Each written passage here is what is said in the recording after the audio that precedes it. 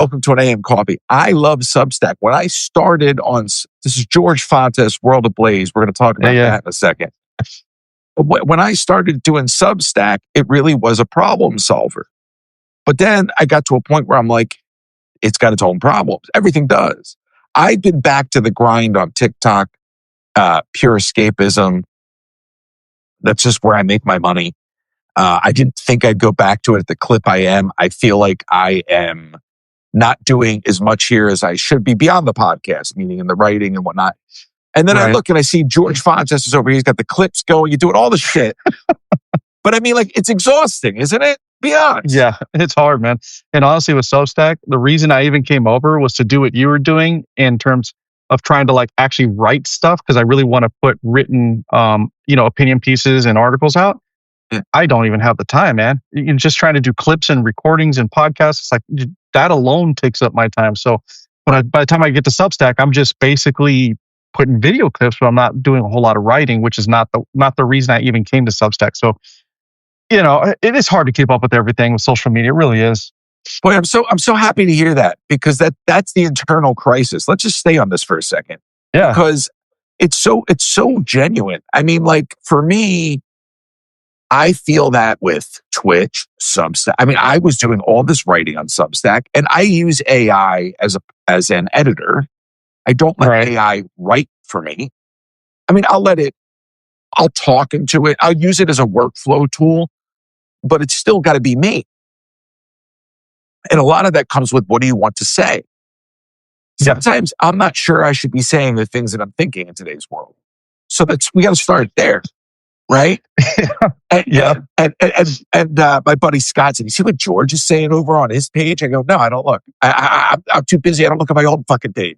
You think I know what George is up to? I'm sure there's some crazy shit going. But look at the world. Are you gonna change the name one day when we figure this shit out, or are you just hedging your bet that humans are not?" I don't know. Okay. The thing. So the intent with the name was supposed to be. It was like a dual meaning, because I also look at World Ablaze as people like who are trendsetters or who are like pushing the envelope in something. So those are people I think are set in the world ablaze, but at the same time, the world is ablaze. So that was the original purpose, but it just turned out just the world being pretty much on fire. That's so funny, because Under the Influence, which is my podcast name, was sort of the same idea, and then it started taking on a broader meaning. I might change it later. I'm not sure yet, but right now, I mean, it just seems to fit everything that's happening. So I'm just rolling with it. Well, look, I mean, first of all, that almost brings me to my last point here on the whiteboard. So we'll probably get there first. But sure. I to stick on the creator thing for a second, the burnout proposition is real. And do you find that on some days your output in certain areas is up, and then other days it's down, and it's like there's no consistency to what you put honestly, every day, man. The week of Thanksgiving, like of the Thanksgiving holiday, I took one of the days to try to catch. I was like at least a month and a half behind on actually doing edits and getting clips and whatnot out. And I took the whole day, and I was literally in my office I swear to you, my wife came in and she's like, "You've been in here for 18 hours. And I'm like, "Yeah, I'm almost done." And it was just literally editing like the last couple of episodes and clips and just trying to make sure they're out to all the social media platforms. And I still feel like I'm behind. It's like I can never keep up with it. And it's like demanding, because as soon as you don't do anything, you fall behind. It's like you miss one day and people forget about you. It's a crazy thing. But it's also that the clips are also, they're not necessarily evergreen. So some of that no, late right. by the time you get it out. And so for me, I have stuff that, like, let's just say a live highlights from TikTok or podcast highlights. And by the time I get to it, it's not relevant anymore. Or to me, it's not relevant. Maybe it would be to the audience, but I've talked myself out of it. No, you're right. I have a few clips that actually would be considered evergreen, but most of it is like you said. Like I'm trying to keep up with current events, what's happening, and by the time I do get it, you're right. If I don't get it out at a certain time, it's like, oh well, you kind of already missed your window.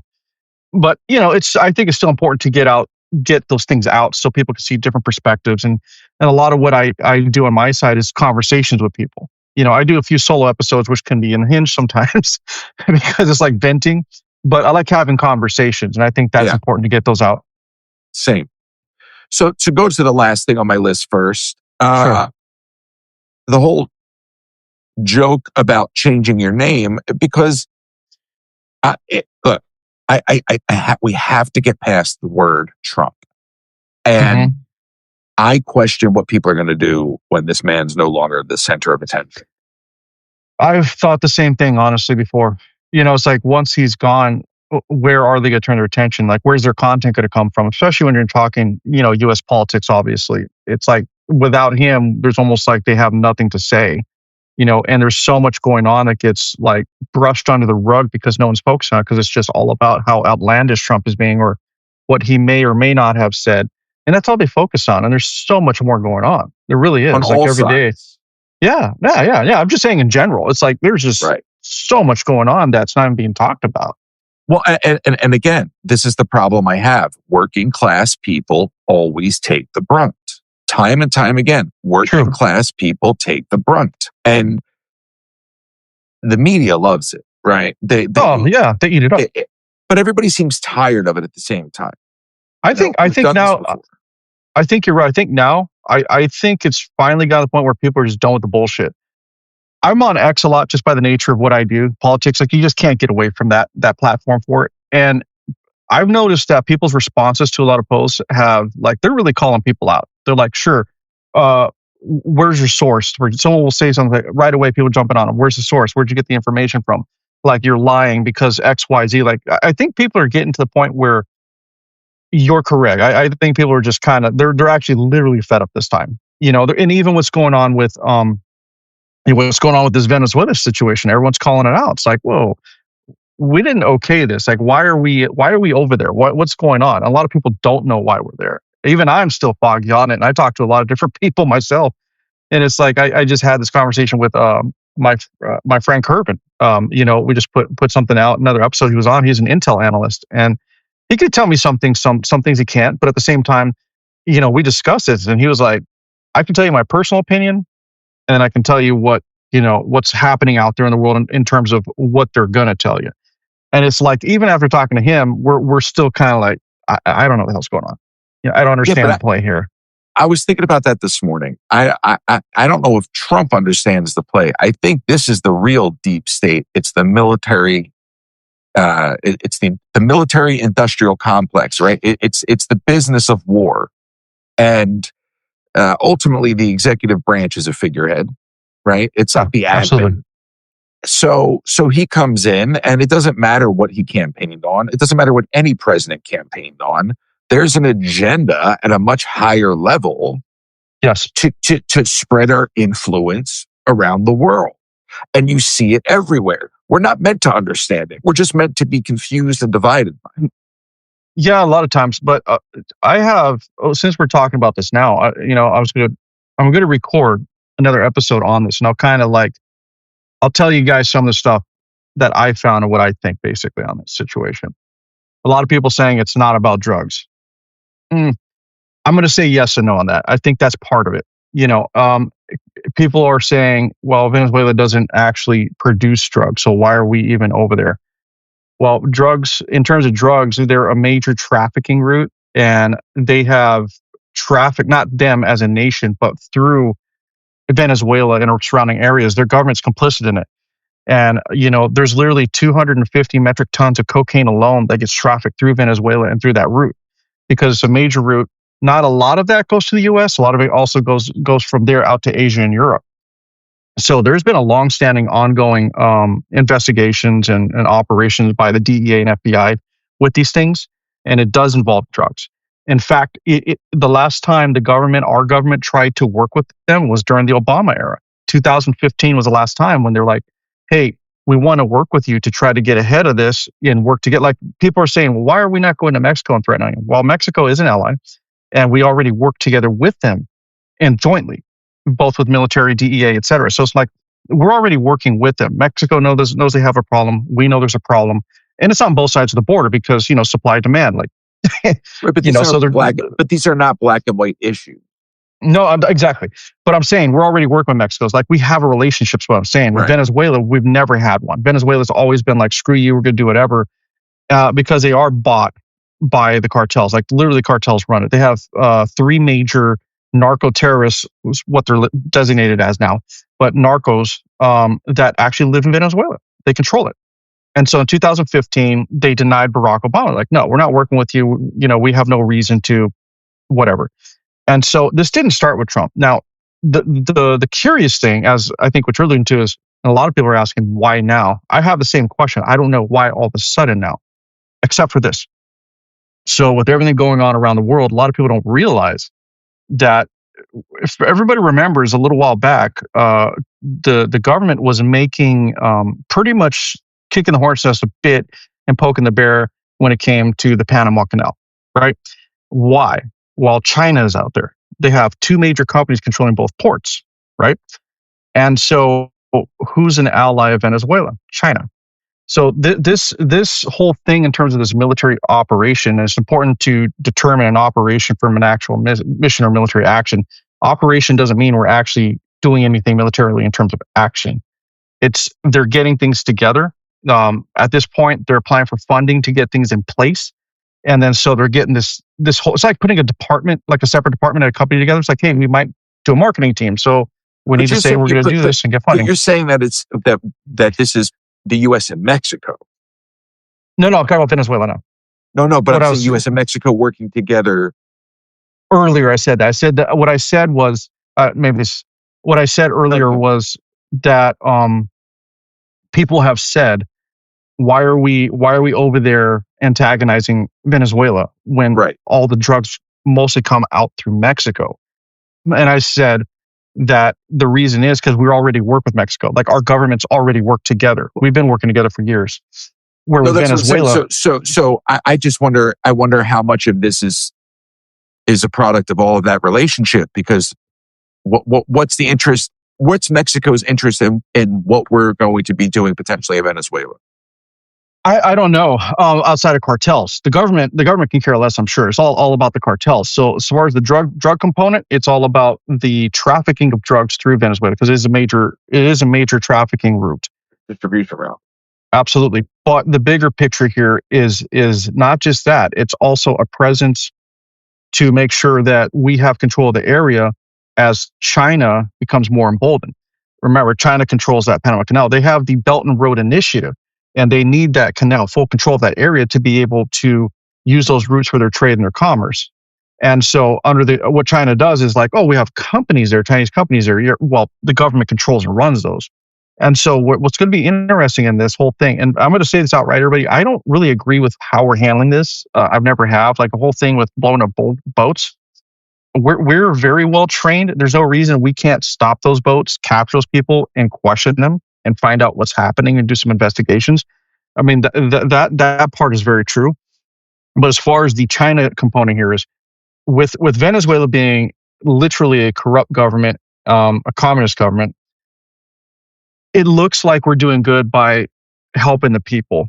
Problem is, regime change has never been good, ever. And every time we've got involved, it never really always turned out to be a better situation for the people there. So there's that problem. The other thing is, if we're poking the bear here with Venezuela, it's not about Venezuela really. What's China's reaction going to be? China backs Venezuela. They actually have investments in Venezuela. They also are an ally of Venezuela. They also pledge military protection of Venezuela. And China also wants to control that area. So there's the other component that I'm looking at more than anything else. It's more like, are we setting this up to basically posture and show China, no, we control the area still, like this is our backyard? Is China going to actually react? And historically, from what I've seen from China with their allies, not really. I mean, they have billions and billions of dollars of investments in African nations. They say that they support many African nations, for example, and other nations around the world. But when there's ever a conflict, we've never seen China come in to help these people either. They just, they're kind of hands off. So this is going to be interesting to see, in my eyes, how's China going to react to this? How far will Trump go? And is he going to react to this? And then to answer people's questions about Trump being unconstitutional in this, no, not really. That's not true. The president can initiate strikes if there's an imminent threat, or they see that there is an imminent threat. They can deploy missions. The problem that we have here is, what people need to understand is, if it comes to an actual mission in any scenario, they need to notify Congress within 48 hours. And when it comes to a mission, you got 60 days roughly. That's it. But none of this matters in this world. None of this matters. No, it those doesn't. rules no longer apply because Trump does whatever Trump wants, and the people signed up for that. That's one argument. But in understanding this, I'm just explaining what's going on and how. No, I'm not saying I get it. I get it. But what I'm saying is that this is the thing, is like, why are we still trying to talk about what things should be? And I'm not saying you. I'm saying, why are people still reacting at the same level to what Trump does and the disruption of Trump? Like, just from the broader, just to pull back. Yeah. Because this is what this is what he's always done. B, this is what people asked him to do. And at a certain point, like, where is it no longer genuine? Like, that this guy's just going to do whatever the hell he wants. There's never going to be an opportunity for Donald Trump to how can I phrase this? There's never going to be an opportunity for Donald Trump, despite what he's doing now that may go against what he campaigned on. There's never going to be an opportunity at the ballot box for him to ever see that be reconciled with his voter base. He's never gonna have to see that again. He's never running again. So he's never going to have to deal with the fallout. There's no political capital lost, is what I'm trying to say. So it doesn't matter when he shatters norms. And that's the thing that I get pissed off about when I turn on the TV these days. It's like, we're still yelling at this level. I get it. 3, 4, 5 months after the election, I get it. Donald Trump, as he said the first time around, could go out into the middle of the street in Manhattan and shoot somebody and get away with it. So if he's going to blow up boats, he's going to blow up boats. Yeah. I'm just explaining the technicalities of the situation here. I know. I'm just ranting because it's fun to rant. Yeah, it is. And the reason I'm explaining these technicalities is because I see all these people posting on social media just knee-jerk reactions, and I'm not explaining this in defense, because I made it clear, like, I don't really agree with this play. I don't. It doesn't sound like you're. Do people accuse you of that? Defending Trump? Because I'm not tuned into that. I think Scott was trying to tell me that. That's crazy to me. You sound to me, when I talk to you, like very pragmatic about your approach. Maybe I'm wrong. No, I mean, there's some things I agree with from where there are things that he may do that look out for America, at least on the surface. Like, I'm saying some things are good. I'm not saying all things are good, right? We can criticize the president, whether I voted for him or not, doesn't matter. We always have. I can criticize him, because the reality is, what you said earlier was true. A lot of people voted for him. I voted for him. I said that last time I was on your show. That's fine. But the reason a lot of us voted for him is because, like you said one thing, ran on one platform, said he was going to do X, Y, Z, and ends up not really coming through. And this being his last term, I completely understand what you're saying. And I said the same exact thing. He doesn't care. This is it. And so this is going to lead probably to where the other part of this conversation will go, is like, what's next after Trump, right? Is he making the right plays to set up the future for the Republican Party moving forward in terms of the presidency? Is he giving J.D. Vance a chance? I don't know. I don't think he really is. Do you think he cares? I mean, I think in Trump's mind, Trump would rather see the Trump dynasty continue, which is not what's going to be best for the country. But I also don't think there's any replacement for Trump. So no, that's the thing. I don't think there's always going to be a legacy. Look, it's like when we're talking about the military actions. A lot of people forget about this.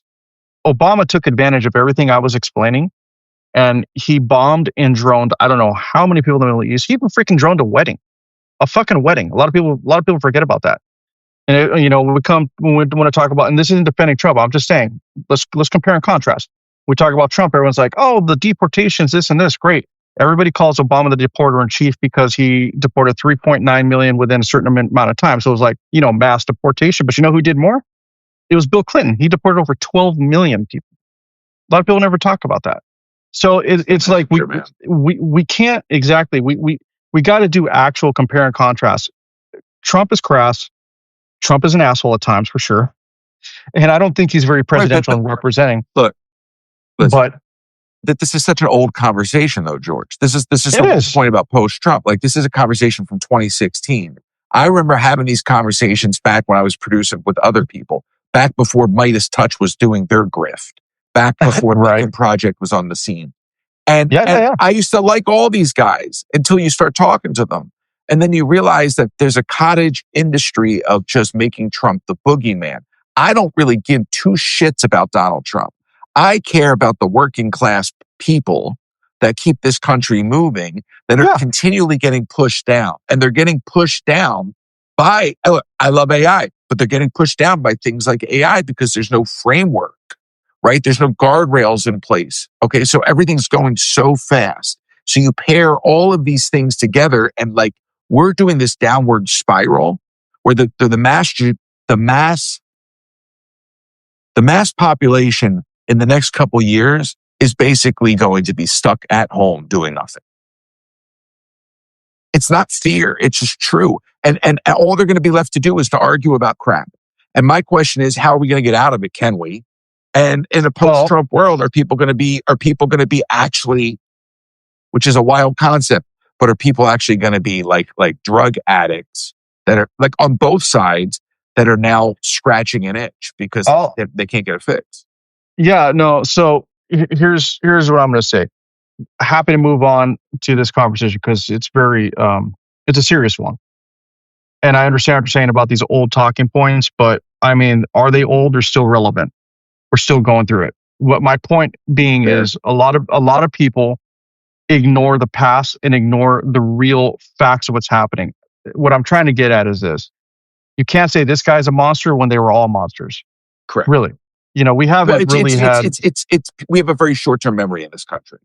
Yeah. And that's where I was going with it. You know, I get it. I'm just going back and forth with you. But it is old conversation, but it's like, but people are stuck in it, George. That's what I'm saying. And like, we're in a loop. We're in a loop. So that's why, like, look, I like having these conversations, but I need to push on them because absolutely, what's next? Like a guy like you has the ability to speak their mind, to create output, to bring people to the table. So it's like, at what point do you stop talking and you just go, all right, I'm going to run for office? You know what I mean? At what point do all these content creators shut their mouths and run for office? Well, that's a good point. And I think if, okay, so if we're talking about moving forward, like you're talking about post-Trump, I don't know what's going to happen post-Trump. It's either going to get crazier in terms of what we're seeing on social media and how people act, or it's going to retract and become what it was and become a much more conservative political system. Not talking about party, I'm just talking about in general, like how we present ourselves, watching what we say, not being so outlandish, right? Mm-hmm. It may go back to that. Yeah, I think so, because I think, well, I hear you, but at the same time, I think, like you said, people want polish. They want someone who is presidential. They want a politician to act like an actual politician in terms of, you know, how they're representing the people. But they also want transparency. They want them to do their damn jobs. You know, so I hope people in the future, I hope this is what happens. I hope both things happen. I hope that we polish ourselves up, be representative, and stop being a bunch of, 12-year-olds out there screaming in the playground or whatever. And that we also put the pressure as people. That's what needs to change. We're not putting pressure on our politicians. We're not holding them accountable. That's the problem we're having. You know, everyone's just going on with their life. And, you and I have said this before. They read a headline and like, oh my God, what's going on? And they believe that to be true. But it's not always true. As you know, the media manipulates things. So what I hope post-Trump is this. We get back to acting like adults, really, to be honest. And that we as people start to realize we need to put the pressure on our politicians and make them do what we freaking voted them in their offices to do. How do we do that, though? First of all, I don't think that it's going to be a switch. I think it's going to be a slow fade, if anything, if we're lucky. No, I agree with that one.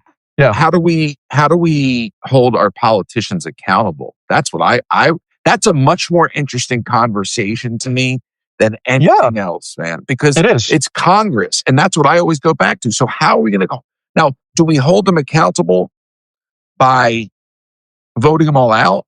In other words, the only way to vote them all out is to stop voting, right? So you just vote them all out by omission. And then because you can't, and that takes organization.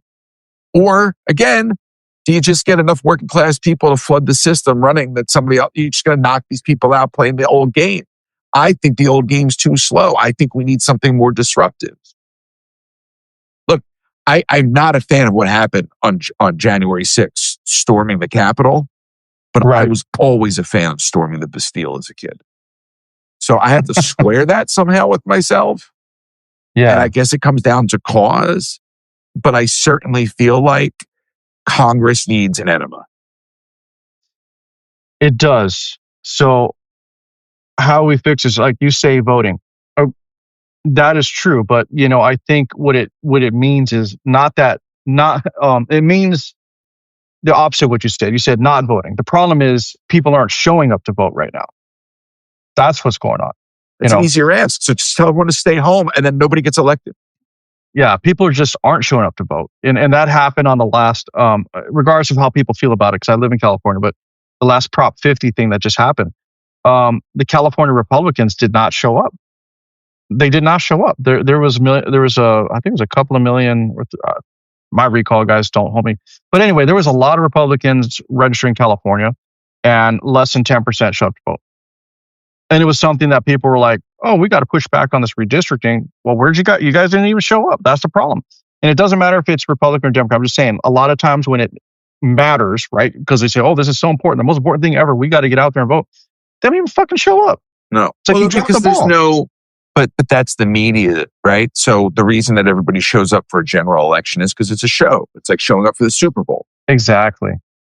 So it's going to be Congress, correct, but it's going to be actually caring about your backyard. It starts local. I always believe it starts where you live. You got to get out and care. You got to show up. You got to actually vote on issues that really do affect you instead of crying about it later because you didn't bother to show up. And or just get involved.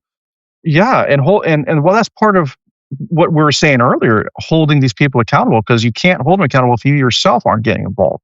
Really? Yeah, but I think the problem there is that a lot of people are working overtime just to get by, so they don't have time for it, let alone the interest. Agreed. But when it comes to voting, okay, I'll just say this: like in California, they make it easy. They got a ballot box on every corner. It seems like. Really, it's not hard. It's not hard to carry a ballot, drop it. They're in every library. There's designated places all over every city where you can drop your ballot. So yeah, we're all busy, but that could be like 15 minutes, break time, lunchtime, whatever. Just if it's that. I meant too, but yeah, no, I get what you're saying. I just meant too busy to actually get involved. And what I fear. Oh, that part's correct. Yeah, we are. Yeah, unfortunately, in a society where we're just buried with keeping ourselves busy, that we don't make time for the other things that are truly important, I think. So I had a guest on the show a few weeks back. And you know what? I don't know if Keena's listening, but I totally forgot to respond to them. So I'm glad we're having this conversation. Now this is how this goes, right? Yeah. But they are a voting tech company.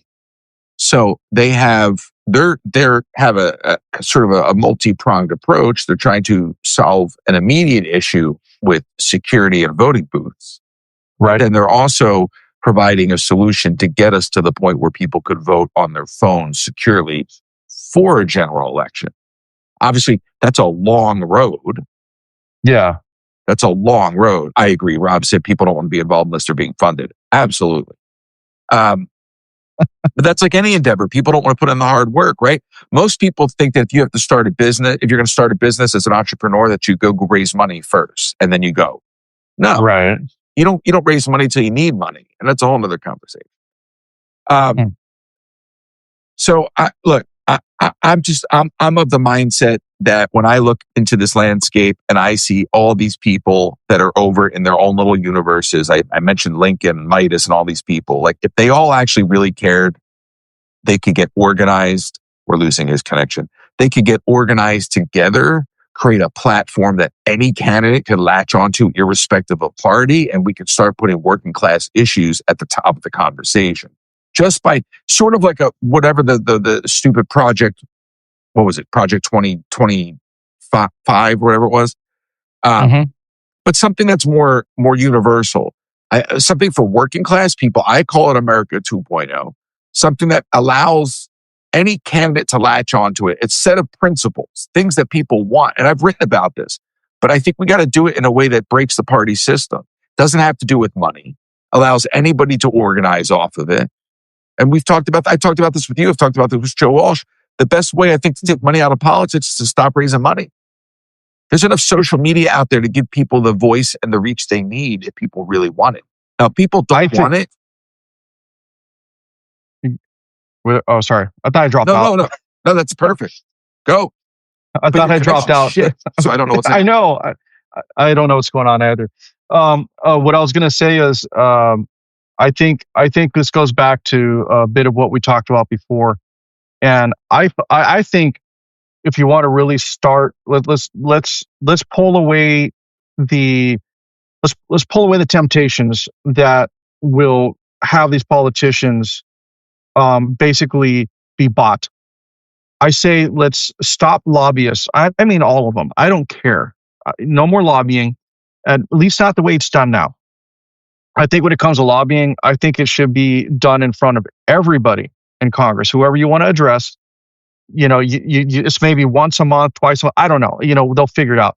But you get yourself on the list to tell everybody what you want and why you need their support, and everybody hears at the same time, and it's out there, it's public, it's recorded. No backdoor deals, no private meetings, none of that bullshit anymore. It's like, here's your chance. Get in front of everybody publicly, broadcast it, by the way, and let them tell everyone in Congress exactly why they need their backing, why they should go ahead and pass whichever bill that benefits whoever it is. I think that we should start doing that. There shouldn't be any more super PACs. I say just get rid of all of it, man. They should be working based on their incentive to actually serve the people, and we got to get rid of that. And definitely ban anybody in Congress from fucking investing in the stock market. Period. So the irony of everything you're saying is that requires a tyrant, a la Donald Trump, to make all that happen.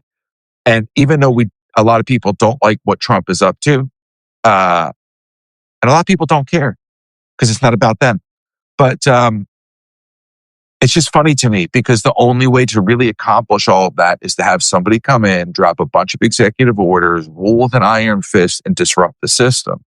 I thought Trump would be that guy. Trump has made a very, it's kind of interesting. You look at that whole thing with Mondani, where he was like, just say it. Just call me fascist, a fascist. Like, I don't care. Like, it's just easier that way. Like he's even tired. He's like, it's just the show. So it just bums me out, man. It bums me out that as smart as some of these people are, their intent is so fucked.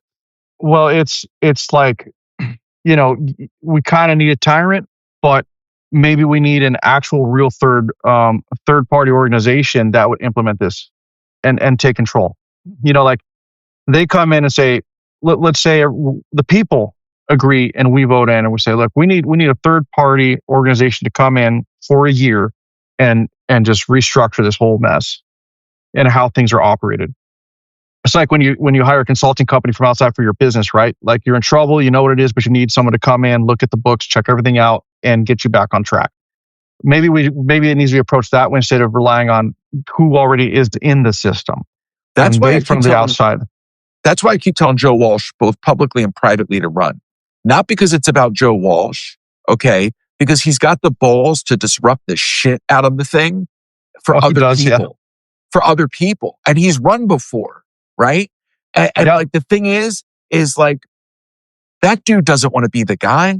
He doesn't. That guy just wants to fucking get us back to normalcy. Like I didn't believe that until I saw that. You know what I mean? I can't say that for a lot of those contemporaries, a lot of the people that he does those lives with. That's true. Yeah, and I've said that to him privately. I've said to him, I was like, so and so. I don't know how the fuck you talk to that guy all the time. You know what I mean? But you got to play the game. I'm just saying, a guy like that, the reason why I think he should run is because he could push that third party in a way other people couldn't and open the doors up for other people. And he's all about opening the doors up for women, which I totally support, because this country could totally benefit from female leadership. We need less white male ego. Okay. Yes. So, to let a guy like that just bust the door open and let a lot of other guys, just no pun intended, run in his wake. Well, I think in that situation, you're correct. Joe would definitely be the guy to kick the door open because he doesn't care. He seems very intent on shaking things up and getting things back on track. My only criticism of Joe has always been this. It seems like he's just running on a platform of I hate Donald Trump. That's the way it sounds to me. And I've talked to him as well. But it doesn't mean that he himself doesn't care about America and care about changing things up, because he's been very adamant about that as well. So I think unfortunately Joe was wronged when he was I think he was wronged when he was on the other side. I think people didn't pay attention to him enough when they should have.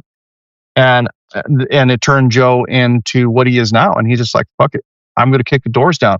But I think he needs to have less focus on I hate Trump, because like you said, it's a tired talking point.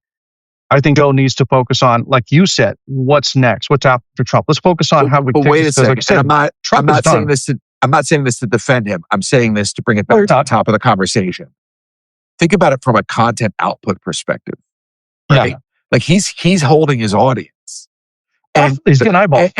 But he's run before. So my whole thing is, unlike some other people who I would really like to name check, but I will not. Mm-hmm. He's done it before. So what I'm saying is, if you take this thing that you've held with this thing, okay, this brand, we would call it as content creators, right? But if you take it and convert it into this mission, then it makes it worth it. But if all we're going to keep doing is yelling without also thinking about how to move forward, then all we're doing is yelling. And I've said that to him. You've heard me say that to him. But he's receptive to that. And I just don't think there's enough people with that kind of set of balls. That's the same point I was trying to make, to be honest. I just think, I understand why he's doing what he does. I do. It gets people's attention. It's relevant. I understand it. But I want to hear, because he's very good at what he does. Like, he talks, people listen. I just want to hear more post-Trump, because like you said, Trump's done. He's done. He's not coming back. This is the last term. And it's obvious Trump doesn't give a fuck. He's going to make his mark. He's going to do what he thinks is going to make him look good once he's out of office. But with someone like Joe, who has the ability to get in there and be the disruptor, like you said, fine, I get it. So let's keep talking about Trump, get eyeballs, because a lot of people are pissed off about Trump. That's just the reality. But also offer post-Trump solutions. Absolutely. Would you run? I honestly would, but I don't think I'll ever get the backing. I'm too small, man. And nobody really pays attention to a lot of what I do. And the other thing is, if you look at my podcast or anything, I have a foul mouth. I'm a bit of a sailor when I speak. So, there's a lot that they could probably hold against me in terms of what I've said. But do you think any of that matters anymore in a post-Trump world? I don't think it does. In my mind, it does. Honestly, if I was really going to do this myself seriously, I would have taken a different approach. I would have watched my mouth more. I would have said things differently. Not how I feel, but how I delivered it. Because like I said, I believe someone who is a polished representative. When you're on the world stage and that's who you are representing America to everybody. And I would rather have someone who you could look at and say, wow, okay, that's a president, versus, wow, that guy's crass. Look what he's very crass. Look what he just tweeted. Oh my God, I can't believe he said that. Like, that's just controversial. That's just getting people to talk about you. To me, that's not representing the American people at all. To me, it's kind of selfish, to be honest. It's look at me. And that's not what I believe a president should be. That's not what I would want to be. Let's be honest. So I think I would have to, erase everything I did and start over. And at this point, maybe just, using whatever I might have, for as many people who do listen to me, to try to get behind someone who could make that difference. Maybe it's better to, help push them along and get them where they need to go and talk about that. What's your main platform? Is it the podcast? Is it YouTube? It's really, I don't even know what a podcast is anymore. Let's just put it that way. I call everything a podcast. That's very fair. I like the audio side. I've always liked audio because to me, it makes you pay attention and listen. Yeah. Problem is everything's being put to video, so I had to get into video. It's like I did it. So then I went back to my YouTube and I revamped. I basically just redid the whole thing. So I've only been doing video for a little while. Honestly, it hasn't been that long. And so right now I get a lot more balls on YouTube. But the audio side still does very well. So you see it. I know as a content creator, you see it. Things go like this, right? It's like audio Well, was at the moment I can't see it because you're an 8-bit video. So damn it. That's well, as long as you can hear me, hopefully. Like you said, you're still getting into video. I mean, that's we see it in real time.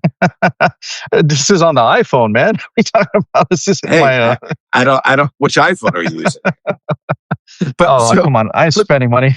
Everything is. I'm busting your balls. Everything is. It's so funny you said that. Though. Everything is a podcast because once video gets lumped in, what's the difference between an episode and a podcast and a TV show and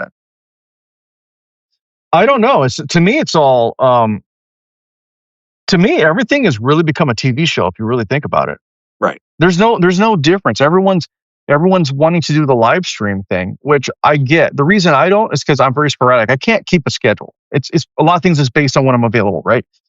And then if you look at people live streaming, they don't want to admit it, but it's just a weekly broadcast. That's all it is. I say that every day. Yeah, it's a weekly broadcast. They're always like, "Hey, tune in at 7 a.m. on this day." Like it's always the same. You are now basically a show. You're a show. You know, it's what it is. You're a broadcast, and people keep. They got to understand what they are. My live streams don't exist anywhere for replay.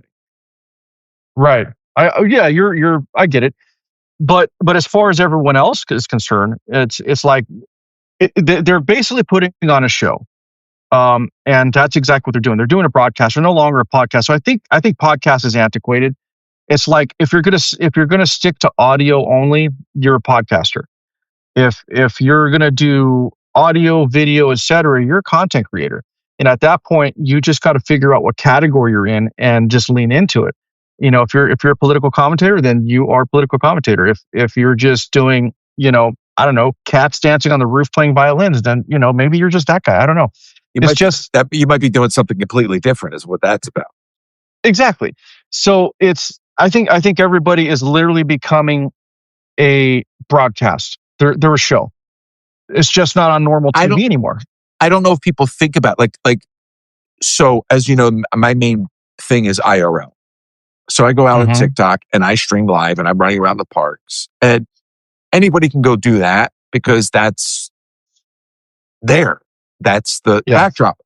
So I've always perceived it as a broadcast and a show. What are you going to do to differentiate? How do you choose to engage with your audience? You look at the show and you look at the pieces of the show and you tool the show and you retool the show, and there's characters on the show that come and go. And I look at it, I don't know if everybody out there does that or if they're just like, well, I'm going live today. Right. I don't know. I don't know if everybody that does what you do can even have the introspective nature to go, is this a podcast? Is this an episode? Maybe it's, you know what I mean? Like, I think some people are just chasing without thought. Yeah. So I will take all that to say this. I push back on the notion. I don't even know how many followers you have, wherever you have them. I have no clue. The idea that you're too small to get backing, I think is bullshit. Maybe.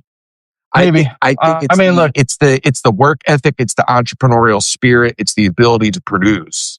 That is what you need in today's world. You don't need the capital. Yeah, it's like I said, it's something to consider. And at this point, we got other guys out there that already have momentum. Like you said, we're talking about Joe. I'd like to see Joe succeed. I'd like to see him become what he says he is. And if he's given that opportunity to really, turn things upside down. And I've always said it, I'm more conservative than I am of the left, for example. But that's what's interesting about Joe to me is he is conservative in principles. And I've talked to him where he's literally said, sometimes he's like this with the Democrat Party because they don't see eye to eye, but they see the value in what he has to offer. And he's slowly getting them to understand, like, look, if we're going to move forward, this is how we're going to do it. So, I mean, I'd be really interested in hearing his behind the door conversations with these people. I'm sure they're very interesting. But I Might think not be that though. yeah, I think there's people who are in a position now that have the momentum that can actually probably do better. I think if it was like my case or even your case, just be honest, I think starting local, get my feet wet, understanding it better from the inside, and then moving up. Jumping into something like a presidency is crazy. Like if you don't have the inside I'm not track talking about or presidency. I'm talking about state senate. I'm talking about no, Congress. understood. I'm just using that as an example. Like I jumping don't. like I think. jumping from here to there. I think anybody with genuine intent on public service would not be looking at the office of the presidency first. No, you're looking at Congress. Consider it as an option, right? Well, no, because if you hit Congress, then you go, well, what's the roadmap? Um, Exactly. the reason I just bring it back to all that is because I think that the more people you have that are taking swings, the better all of our odds increase. Yeah, like I said, I've considered local politics and I've actually considered Congress. I in California especially, I think there's definitely a lot of opportunity. I don't know if I'm ready. I'd have to really change a lot of things, Royce, to be quite honest. But your whole point earlier about getting involved, that's exactly what we need, right? Like someone like me, get involved. What's the next step outside of just talking crap on a mic? Get involved, right? That's the next step. So yeah, something I've considered. I think it's something that most everyone who does what I do should consider. But then, you gotta look at it from this point of view too, Royce. Sometimes being the person that can call shit out as it is and bringing attention to the matter is what's needed as well. So you need both sides. You really do. You absolutely do because you need accountability. Yeah. You do, but not every content creator is a journalist. No, I'm not. I mean, I do research, but I'm not going to call myself a journalist. No, no, I don't. Look, most of these guys aren't journalists. Most of these guys are just, they're content creators. Literally, that's it. That's the best part. Because Yeah, but at what point are they a content creator versus a machine? Let's like that's just spitting out content. Because a lot of these bigger guys, they claim they're always independent, but they have like 100 people working for them. They have teams just all right, scouring the well, internet for information. let's end on Midas Touch. You know, Let's talk about Midas Touch for a second because you don't know this, but I'm the one that put Midas Touch on, and I will take the credit for how much bullshit that they put out over the years. Because in the early days, I was doing Stutter and John and Noel Kassler's podcast, okay, and I was producing that, and I saw, and by episode 2, this video these guys put out, and those guys put it on, and John tweeted it out, and it blew them up, and they had a pack. right? Now that pack is no longer, and they're a media company. Maybe the pack still exists, I don't know, but they went from politics to media company, to your point. So now you're an independent media organization, but you're a media organization. Yes. Okay. So all along, when you were out there acting like an activist and a political movement, you were really going for media company. Yeah. Which means at this point, what is your intent? Your intent is solely to make money, not to make a difference. Yeah, it flips. It flips. And that's the thing I think about. Like, not saying this will, but let's say you or I became famous of that level in terms of our shows, right? Or what we're doing. Would we have the integrity to stay the course in who we are? I think about that sometimes because, you never know how I it's know going I to be would. until someone I don't waves the give a money in front fuck. of you. Let me tell you something. If I ever get in a position of Congress, I will be hated by both sides. I will be the person in Congress that's hated by everybody. That'd be me. I can guarantee you that. Yeah, I'd be the same way. But I'm just saying, when it comes to like the show podcasting, whatever we call this, as you said, I agree with you. I don't know what it is anymore. Personalities like us need to stay the course. And what I've seen, and that's why I was throwing that out there, is when people start to get that money and fame, is it them changing or is it them keeping up with the demand of what they built? Correct. Well, that goes back to the Walsh Trump thing, and it's like, well, this is what I built. This is what people expect. How do I disrupt it? And most people, if they're fortunate enough to get that, then become fearful of disrupting it. And that goes for any content creator.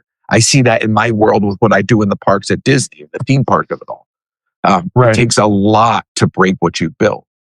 It takes a lot, you know? It does. And I always go back to, this is just from personal experience. So this is what I can actually speak to, where this situation was kind of applied. It was with my business that I had, when I'm doing event and concert production, for example, and I'm out there, I built it to a certain level that it became so known, or I became known within that certain industry where I am, that it's almost like you invest all this money in equipment and you invest all this money and payroll and infrastructure and having people, that all of a sudden it turns into like, I'm feeding this machine. Like I don't know how to stop it. Like, and if I do, the whole thing just implodes on itself. House of cards.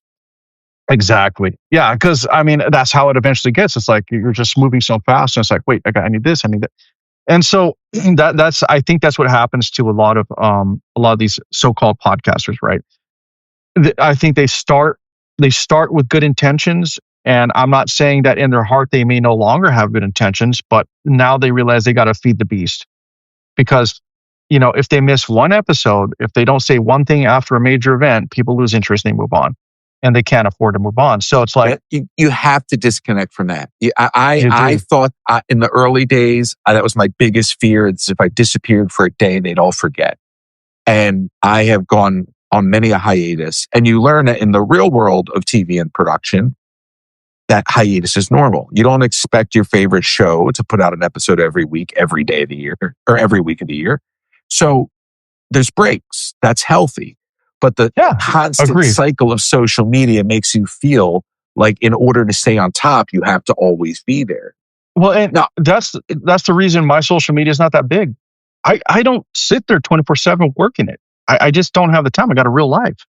I got real things to take care of. But these other people we're talking about, that is their career now. You know what I'm saying? Like, they don't know how to disconnect and shut it off. You and I, like, I know you've got a hiatus. So do I. I am not consistent. Listen, what is today? Today's Sunday. So yesterday was my day off. Okay. Now I joke that it's my day off because all week I'm streaming, but yesterday was my day off. So I spent all morning doing other things. And then I still went to the park and streamed. What did we stream? 7 hours on TikTok last night. Yeah. That was my day off. That's a day. That's a day. There's no day off. But because you know what happens, and I know you can relate to this, and I'm really glad that actually we're doing a little under the hood on process this time. But I know you can relate to this. I had done so much of everything else that I had to do that I was tired of that shit, and I just wanted to do the thing that I do, the thing that people expect me to do, the thing that I enjoy doing the most, the thing that comes easiest, the thing that makes the most money. But like, you have to stop sometimes. You have to do the editing. You have to do the like, anybody who saw my socials yesterday was like, oh, he's catching up on videos because I was dropping videos everywhere. That's what I mean. Like, I do the same thing. Yeah. But I just dump it. Yeah. But do you remember the time when you overthought that? We were like, I don't want to put 2 in a row. Now you're just like, fuck it. I got to get these out of my plate. Yeah. There's supposedly this formula to posting on social media, releasing things. Like, I don't even care. I'm at the point now. It's like, you know what? I don't have time for this. I don't use a bunch of scheduling software, and it's like, I have the time now. I'm just going to put it out because I don't know when I'll be able to have the time to do it again. So it's like, whatever. But I think this content creation thing, if you let it'll take you over, and it'll become this beast that you got to keep feeding. And you're right. You got to take breaks. You got to step away and just realize, like, you got to have a normal life, man. You got to be able to, because look, social media is not necessarily the real world. It's filled with bots. It's filled with AI. It's filled with a lot of things that you could be arguing with a freaking program. That's the reality of it. So you got to tune out and talk to people in the real world. Like, compare and contrast what you see on social media with what your friends and family or your colleagues are saying in the real world, and that'll give you a gauge of what's really happening. And that goes for the audience. It's both the producers and the consumers, as I call them. Everybody needs a little moderation, and I think that the biggest problem with social media, and we can end on this because I know you have to go, is it works best for the companies when engagement is up, obviously. So what's the thing that drives engagement? Conflict, right? Yeah. So Exactly. it's just like the news on TV in the old days, like in the old days, George. Right. It's provocative sells, conflict sells. You don't turn on the news to see happy stories. You turn on the news to see car wrecks and fires. Yeah. Now, whether people realize that's another story. You got to be honest with yourself. So social media is designed for negativity. It's all rage bait. Rage bait drives the algorithm. That's just basically what it is. And the fact that we have an algorithm, a program determining what content is seen and what isn't is ridiculous. It's not really based on what people come across and what they actually like. It's about what's force fed to you, really. And I think some people, it's a big game and it sucks because it's like, if you keep seeing the same message over and over and over, you either eventually buy in or you become so disgusted that you just check out. And unfortunately, a lot of people buy in. It's just the way it is. It's just basic, marketing 101. It's like, just like you said before, when you referred to Steve Bannon, flooding the zone with shit. That's what happens. It's just constant. But unfortunately, it's based on a computer program doing that. It's not us connecting with what we really like, or we're just like seeing the same. Like made the example about cats, for example, cats dancing on a rooftop. You see it over and over and over and over, and then you start to go, it's kind of funny. I like that. I'm going to look at more cats. Like you're being conditioned to. You don't even get the like choice. The stuff. You No, stay on it for exactly. 5 seconds, and then tells you like cats. Exactly. So you're being conditioned to like what you like on social media, and that's why your feed turns into what it is, and that's why all you see is this sometimes just super negative stuff, is because that is what you're responding to. I guess the only way to break the algorithm is stop responding. Say no. I don't like this. Move on to something else. I switched iPhones like a week or two ago. I'm actually late to return it, and AT&T's like, well, you can't do the swap now, and I'm like, we'll figure this out later because I'm not. I need time as a content creator to get all this stuff off my phone. I can't do it in the time they give me. And I'm too busy. But anyway, so I realized I never brought the X app over because I did I don't do like a auto update. I manually bring stuff over from phone to phone. Right. And so I had not been on X in weeks. Best thing I've ever done. I did the same thing. I just got back on it. Because I had a little bit of a break, and I had to catch up on some stuff, and I was just like, it's such a different world. Since you brought up iPhone, I was going to bring this up. I don't know. I know I got to go, but I'm gonna read that. I'm gonna read it. Did you hear about the Apple allegedly being sued for possible use of conflict minerals? So there's an advocacy group here. IRA advocates, they sued Apple over the use of minerals from conflict zones and human rights abuses in the Democratic Republic of Congo and Rwanda, despite Apple's denials. Interesting. I only brought that up because you were talking about Apple earlier and you said it again. But it seems like they're in hot water. And this is basically circling back to what we talked about earlier about post-Trump. I think we're going to see more people standing up and holding people, companies, everything accountable, because I think they're kind of done with what's happening, and they're actually like looking through the bullshit and doing their own research and finding the truth and going, hold on, this isn't right. We got to do something about this. So that was an interesting. You're right. I hope you're right. But who's going to stand up to Apple? Apple's like one of the richest companies, if not the richest company. Well, there's I got to read deeper into this, but there's an advocacy group that actually came together to bring this lawsuit to Apple. So it's happening. So the lawsuit alleges Apple's supply chain includes cobalt, tin, tantalum, tungsten, linked to child and forced labor, armed groups in the Congo, Rwanda, and you know what? A lot of that, I'll just say, is true, and a lot of that is also driven by China, who actually controls the area and the mines, and that's a whole other conversation we get into. Something that's not talked about enough. But I thought I'd leave you with that little tidbit. I got to just put a button on that now because you're bringing this to Disney and you don't even realize it. So they talk about cobalt on the animal kingdom, on the safari, because they talk about conservation, animal conservation, recycling your electronic devices, because these are minerals that are finite. Right. And it affects the environment of these animals, like the elephants. So it kind of all comes back. But we'll leave it there. But conservation and caring about the planet should not be a political issue, George. No, it should not, man. Well, I mean, you're laughing at that, which is hilarious to me. Well, because it shouldn't be. That shouldn't even be an argument, dude. It's like, do you just walk in your living room and just throw trash on the ground? I mean, really? I knew a guy in Studio City, California that literally did. I walked into his house and his entire house was littered with trash. And I didn't know it. And I had the drummer from The Tonight Show with us because I was working at NBC at the time. And I'm like, and he wanted to smoke a bowl. And I was like, we'll go over here to Lee's house. I didn't know that Lee was a spoiled kid. That literally, George, when I tell you this kid had trash on the floor across the entire house, he had trash on the floor. There's no exaggeration here. It was the grossest thing I've ever seen.